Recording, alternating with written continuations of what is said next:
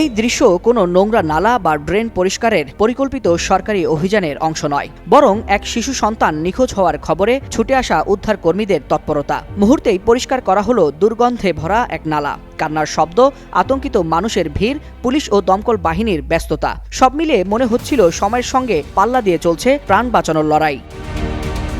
নোংরা ড্রেনে শিশু নিখোঁজের খবরটি ছড়িয়ে পড়তেই মুহূর্তেই এলাকায় চলে আসে পুলিশ। পরে যোগ দেয় দমকল বাহিনী। আনা হয় খনন যন্ত্র। বলা হয় একটি শিশু খোলা ও নোংরা ড্রেনে পড়ে গেছে, আর সেই শিশুকে বাঁচাতেই শুরু হয় টানা উদ্ধার অভিযান।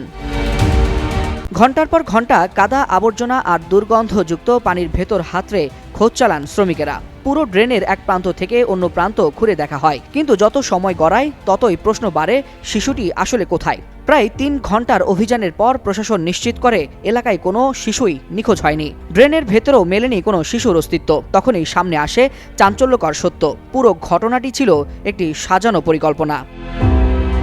তদন্তে জানা যায়, দীর্ঘদিন ধরে অবহেলিত ও উপচে পড়া ওই ড্রেন পরিষ্কার করাতেই এমন নাটক সাজিয়েছিলেন স্থানীয় এক নারী। লিখিত অভিযোগে কাজ না হওয়ায় তিনি বেছে নেন শিশু নিখোঁজের মতো ভয়ঙ্কর গল্প। ঘটনাটি ঘটেছে ভারতের উত্তরপ্রদেশের মিরাট শহরে। প্রশাসনের দাবি, শিশু নিখোঁজের মতো গুরুতর অভিযোগ পাওয়ায় তারা তাৎক্ষণিক ব্যবস্থা নিতে বাধ্য হয়, যদিও এতে অপচয় হয়েছে বিপুল সময়, শ্রম ও সরকারি অর্থ।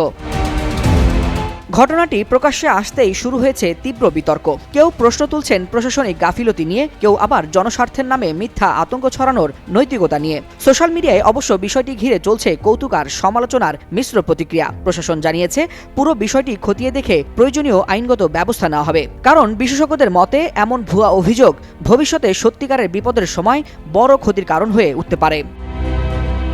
ওয়ালিউল হাসানাত।